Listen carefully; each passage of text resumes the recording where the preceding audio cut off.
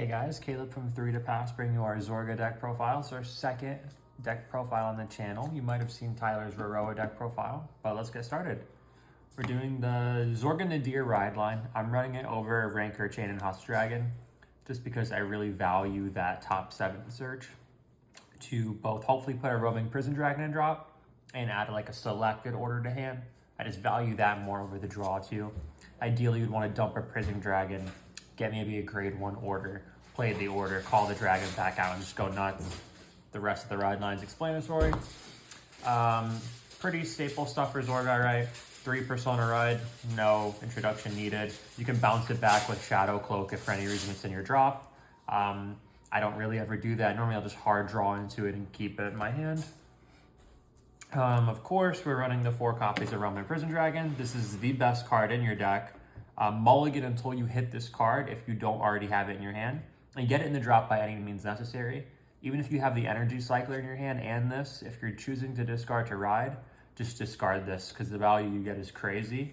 You just want to get it in the drop whenever you can. So a really good way to do that, if you have 2 sitting on board that you were not able to retire for any reason, always do ZORGA's act ability first, Energy Blast 2, call your boosters over them. They're tucked away in the drop zone. This card is stupid good. He gets a crit when they're on grade 2. Our other mulligan target, 4 Shadow Cloak. The thing with ZORGA, you kind of need to have your pieces everywhere. So you have to have an order in hand, order in drop, as well as units you want in drop. Shadow Cloak helps with 2 of those things. So if you don't have an order in your drop, he searches your deck for any order, and every order in the deck's a 1 of. So if you don't have it in your drop zone, you put it in there. So you'll never have it because everything's a 1 of. You pretty much search tutor for whatever order you want to play or bind with ZORGA. And honestly, it's better than adding it to your hand because once you drop it with ZORGA, if it's in the drop and you bind it, it's just there. You can play it whenever you want to. And his second skill is if you Alchemagic, Soul Blast 1, he gets 5k. So if they're at grade 2, he's hitting 15. That's a magic number because it's more than a 5k guard. As well as adding a rear guard from your drop to your hand. Rear guard from field to hand. So any unit you call off ZORGA, Clouded Miasma, any revival skill will go back to your hand. I will usually target a perfect guard with that or our energy cycler. No explanation needed. Energy Blast 3, draw when you discard it to ride or guard with it. More often than not, I use it when I'm guarding. ZORGA himself's not an energy heavy deck. He's only using 2 energy each turn. So by the time you get to grade 3, if you went first, you have 6. So if you energy blast 2, you have 4. You have a 3 energy lead at all times. So you're never really starved to use the cycler. And we're not really a counter blast heavy deck once we start getting headhunters out of the drop zone. If you're really, really in a pinch, you can add an order back too of your persona ride. Usually I'll call him off ZORGA's skill or Cloud Miasma and get him right back with Shadow Cloak. So just guard and draw. That's kind of how you have to survive. I run only 1 Abomination of Impending Karma, and this is really a flex slot. I used to think this card was really good. When we first got ZORGA NADIR, I ran 2 copies. I think maturing as a ZORGA player is really realizing this card, it isn't all that. It's great art, but effect-wise, we don't need it, right? So it calls from the drop and gets a crit, only if they're at grade 3, right? So the format that we're really in right now, it's a going first format, and I just value Roaming Prison Dragon more, because unless you do his skill to Energy Blast 4, which is crazy, which I would never do, so I run 4 cyclers instead of more of this card, you can bind an order from drop, and he just gets ZORGA's skill again to get 5k for each different name. So he can get pretty beefy in the event you have the extra energy and you're really trying to push for a game. But honestly, he's just, if I opened horribly and I can't get another Roaming Prison Dragon, I can at least just call him to have something. Honestly, if I had Twin Cast, I'd probably take him out for Twin Cast because Shadow Cloak can dump it. Or you could take him out for anything. Like he used to be Rousing Rasp. He's been Fleet Swallower at one time. That card didn't really work out, but if you have it, just throw it in there. This is where it gets a little bit tricky because when I first built this deck, I ran 4 Philander.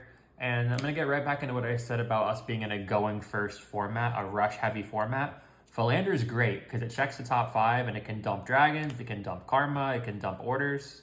So if you have Philander, you run Philander, it's a good card. I have Philander, but I'm opting in for Rogue Headhunter for 2 reasons.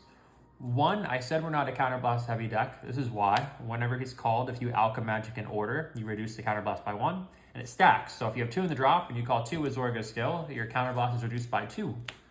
So it makes every card pretty much free. And if you play an order this turn, he gets plus 5k. So I like to call him early, do Meteoric Habitat, do the Unnatural Dream Order. They're at grade 1. He's swinging 13. That's more than a 5k guard. They're at grade 2. That could still hit. He's swinging 13. The best thing you can do if you put him behind a dragon, Roaming Prison Dragon's in front of him. Roaming Prison Dragon is 15. This is 13. That's 28k. Even if they're at grade 3, that's at least a 2-card drop. Unless they have the 20k front. It's a magic number. That's why I run that card over Philander. Philander's a little too slow for the format that we're in to get his 10k. I run 1 Sea Scissors of Deep Hades. He's retired 2 rear guards. Choose an order from drop and add it to hand. Sometimes you will have those turns where you just don't have an order for whatever reason. Call this from the drop with Zorga skill. Retire 2, add 1 to hand.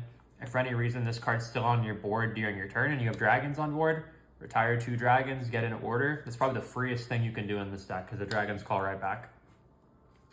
4 PGs, of course, if you have Sanctitude, run Sanctitude. I have it, it's just a youth perk right now. But honestly, there's a case to not run it because if you call a Perfect Guard from the drop, you can Shadow Cloak it back to your hand. But you can run Sanctitude if you want. There's no reason not to. If your meta has Stride decks, run Sanctitude. The order package, there's my non-negotiables, right? So Brand of Corpses, Black Magic, Cloud Miasma, Wandering Souls. Those are the really, really good higher grade ones. This will let you push for a game because on a certain, like if you're playing a certain way, 2 dragons call from drop, Zorga calls 2 from drop, Clouded Miasma calls from drop. That's a 5k spread to the whole board. That card's crazy and makes magic numbers. This card in combination with Headhunter gets pretty free. Its counterblast is reduced by 1 for every card in bind. Headhunter reduces it by however many you've called. Pretty much a free draw 2 if your hand's kind of clunky. If your hand's really clunky, play Wandering Souls, discard an order from hand, give Zorga triple drive. Don't go too crazy with this card because if you dump all your orders, you will have none in your hand and you'll lose. Clouded Miasma, if you Alchemagic it, it's a 5k spread to the front row. It's usually free because Rogue Headhunter. As well as you can call something behind Zorga, right? You don't really care to boost him, so I'll usually call a Perfect Guard, a Persona Ride, an Energy Cycler, and just Shadow Cloak it back to my hand to have later. These are my early game orders. This is kind of a flex spot. Command of Dense Restraint. Mill the top card, choose a card from drop. If it's a unit, call it. If it's an order, add it to hand. I just like that it's a grade 2 with no cost. If I have a dragon and my drop early, I'll just play this card and start rushing. Meteoric Habitat, that's a staple. Check top 7, call 1. If you have a dragon and drop, call the dragon. It's free, it helps with rushing. This is probably my favorite order in the whole deck. It's a grade 1, counter plus 1, draw a card. Look at the top card, leave it there or mill it. So you're basically stacking triggers if you can. You're milling dragons if there's any. And it's a grade 1, so you can play it turn 2 to call dragons. This card I don't use every game. Counter plus 1, bind itself, choose 2 orders from drop and add to hand. So if your hand is just for whatever reason you can't get your orders and they're all in drop, you get them right back. And with the way Alchemagic works too, the skill is taken by the card that you're playing, right? So you're not playing this order and then playing this order. You're playing the order from your hand and its text just gets the text of the other order. So this card has the effect to bind itself. So then you also bind the card that you're taking, its ability. So you bind the card from your hand. So it accelerates your bind zone quicker if you're really trying to push hard with ZORGA NADIR's 5k skill. And then the 1 Blitz order, this used to be the spicy tech in ZORGA, but I think everyone kind of found out about it now. But it gets 5k for every order in your bind and drop, which is everywhere your orders are going to be, and you draw a card. Now it's a Soul Blast, so be careful because this deck's very soul heavy, but it could definitely clutch you out of some pretty bad spots. Triggers are pretty simple. For effect crit, normally I say you can go without them. With this deck, I do think you need them because how soul heavy it is. For vanilla crit, if you're an OG, you're on the Zorga one. 3 effect front. I used to try draw triggers, but the way Zorga is, your units are all always stood when your Vanguard attacks, whether you attack with him first or you divine skill to call him. And 10k to the front row when your rear guards all have crits is actually pretty crazy. So run the 20k front.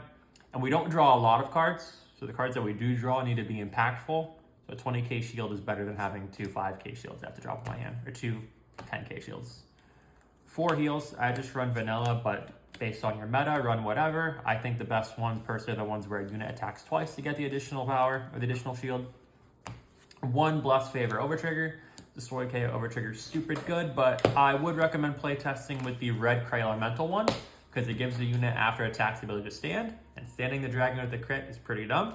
Thanks for checking it out. If you want to see a fight video, we have Thagria versus Zorga coming up pretty soon. Stay tuned for some more content.